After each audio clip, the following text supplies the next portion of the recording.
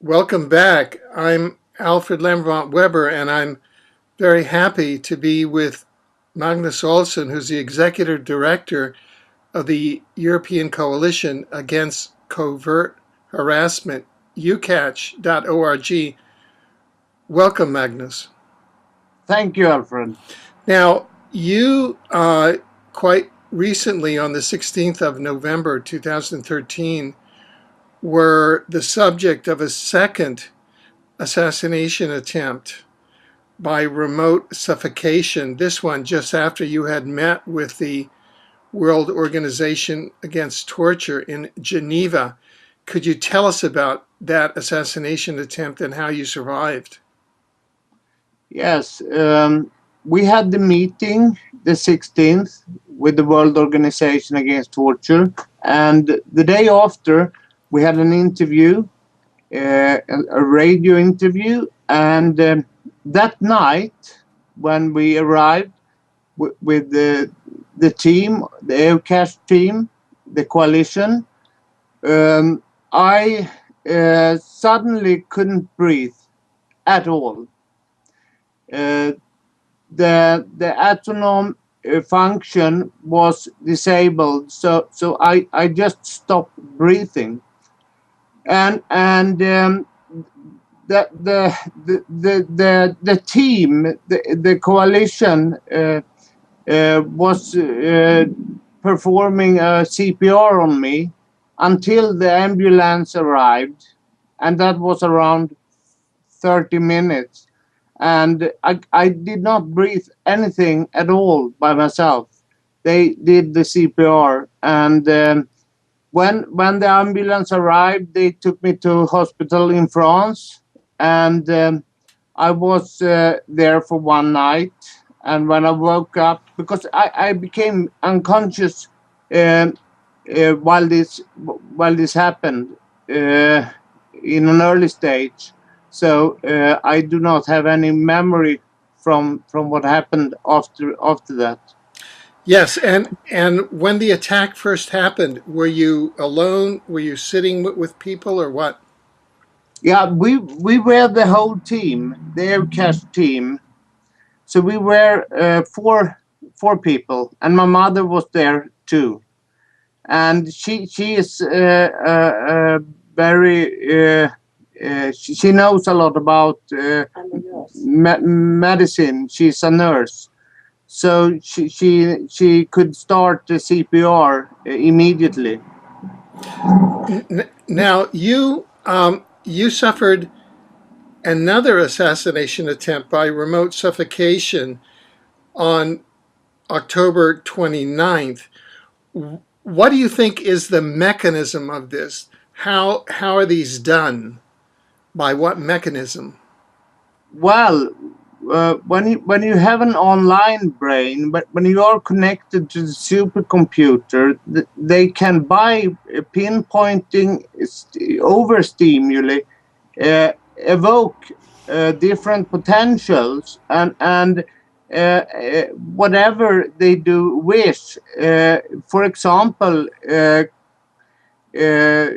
change the way the autonomous system is working. So they, at the first murder attempt, they switched off my breathing, and I woke up in the from sleep, and then I could by myself walk to the bathroom and see that I was blue in the face and so on. But that was a different attempt in a different way, because this time, the 16th, it was much more severe. They really switched off and made me unconscious immediately. So this was much more. It was much harder.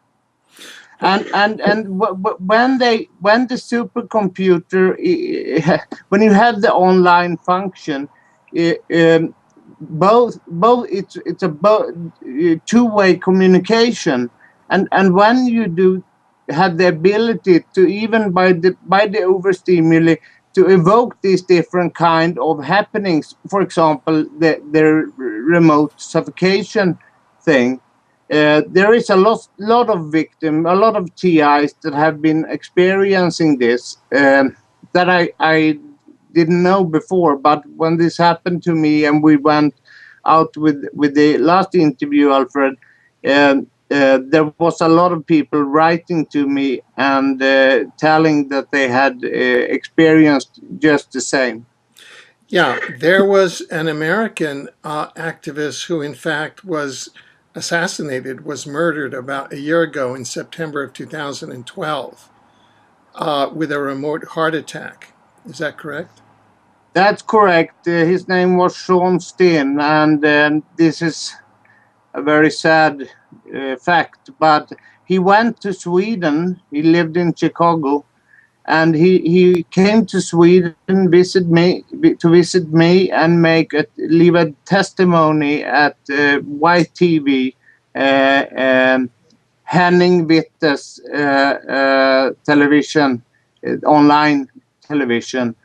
So he left the testimony and so on. Then he went back to Chicago, and a couple of weeks after that, 3 months, yes, after that, he died, and there is no actual description of how he died, but it seems that it could have been the same thing, about the same thing that they are trying to do with me. Now, you had mentioned that sometime during the attack, the perpetrators started talking with you telepathically and threatening you. What did they say? They said to me, Magnus, if you succeed with your work once more, we will kill you. And yeah. No, go ahead.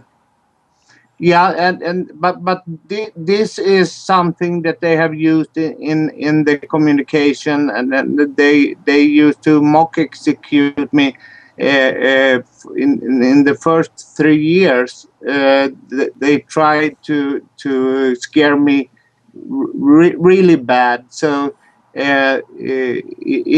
it's hard to say, but you get used to this kind of treatment. Now, what is some of the work that you were doing? For example, your meeting at the World Organization Against Torture. What are some of the subject matters that you're dealing with that they feel so threatened? Well, we are on the brink to disclose the worst crime ever committed, and in Europe. And even around the world, this is happening, and we are doing this in a lot of different ways. For example, we have just passed legislation to the LIBE committee in the parliament, and I mean, this is the Human Rights Committee in the European Parliament, correct? Yes, that's correct. Right, and that's a European Commission regulation to ban all of these electronic weapons of torture, including HAARP and chemtrails, in the European Union. Yes. Right. So that was one of the main subject matters at your meeting. Yes, it was, but as a lot of people are stripped of all of their rights and being tortured so severe that you do not want to continue your life, and people are committing suicide around all over the world because they can't handle this crazy way of treating humans. I mean, nobody wants to live like an open book, and you do not have one little small secret, and they are playing with your life as it was a game almost. And today it's very hard to prove what is going on, but there is ways, and we are finding them one by one here. So I'm sure that we will disclose this completely, and this has to be regulated and stopped. Yes. Now, how can people keep in touch with your work, and how can people support your work at UCatch? Well, on the website eucache.org, you can become a member, and you can just, instead of on the targeting description, you can write that you just want to be a member to support our work. That's very good for us to get support in our fight. Yes. And there is a couple of websites that I run in these subjects too. Excellent. We will list them at the end of the video. Yes. So you're talking about your plans for the future. Yes, I was interviewed by Russia Today, Daniel Estulin, and that documentary about mind control is a very good one, and it's something that I recommend all the viewers to have a look at. It's just half an hour, and it's actually disclosing what is possible by this technology today.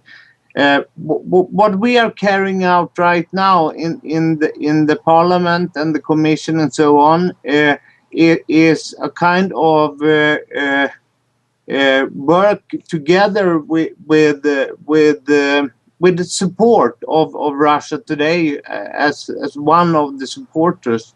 And because they do want to disclose this too, because they after the show that was aired, that I was interviewed, they got 20,000 emails from people around the world, and there was just 11 million viewers on when it was aired.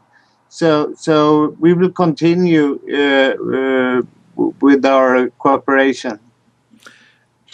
Thank you. Are there any final words that you'd like to leave our viewers with? Yes, please do support us, because this is about our future, and we do not want our children to be electronic slaves. Thank you. Thank you, Magnus, for being with us, and we look forward to being with you in the future as your work develops. Thank you very much, Alfred.